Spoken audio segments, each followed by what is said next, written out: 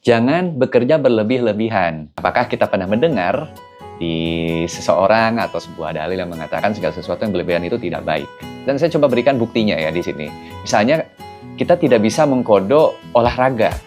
Kita nggak olahraga selama setahun, lalu kemudian kita olahraga mati-matian 1 hari, 2 hari, 3 hari secara terus-menerus.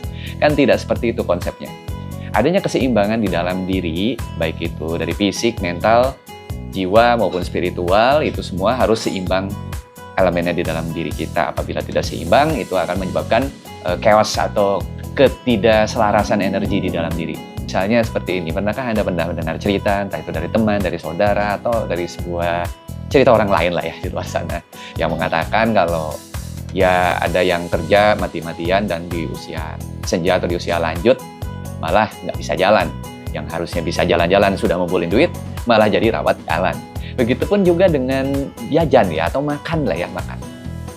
Yang seharusnya setelah uang terkumpul, karena dari kerja udah giat banget gitu ya, ternyata banyak pantrangan, makan steak nggak bisa, misalnya gitu, makan kue udah nggak boleh, gitu. Jadi sebetulnya, apa tindakan yang tepat untuk menyikapi hidup yang lebih tepat ini? Ini berdasarkan pendapat pribadi, karena saya juga pernah gitu bekerja mati-matian selama masa muda saya dulu, di usia 20-an. Dan mungkin ini nggak relate buat banyak orang, tapi saya usia 30 udah mulai banyak sakit-sakitan. Saya pernah kena penyakit saraf di usia 20-an gitu, yang menyebabkan saya tidak bisa berkomunikasi dengan lancar waktu itu, dan motorik saya jadi tidak seimbang. Salah satu penyebabnya adalah saya juga overwork juga ya, dari pagi, siang, malam, tahu lah ya, jadi arsitek, mungkin teman-teman di sana yang jadi arsitek, kuliah arsitek itu begadang hampir tiap hari, 24 jam, kayaknya udah biasa waktu itu. Tapi semenjak itu saya sudah mulai berpikir bagaimana caranya saya bekerja tanpa harus mati-matian. Dan alhamdulillah, dengan mengurangi begadang, struknya berhenti ya, dan saya juga berhenti ngobat, yang dimana waktu itu divonis untuk ngobat seumur hidup. Lanjut juga di usia 30, karena saya juga ada bisnis di kontraktor dan arsitek yang menyebabkan saya harus membatasi proyek. Karena waktu itu saya bisa bolak-balik kota, keluar kota terus gitu ya, untuk ngecek proyek demi proyeknya. Nah, kan tetapi karena lambung dan usus saya sudah mulai bermasalah juga gitu.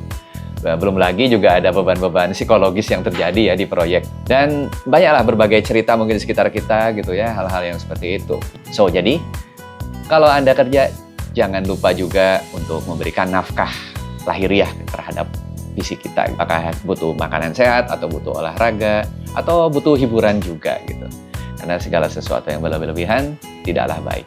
Bersiaplah untuk menerima resikonya. Apa yang kita peroleh yang dititipkan oleh Allah juga siap untuk diambil kembali oleh Allah.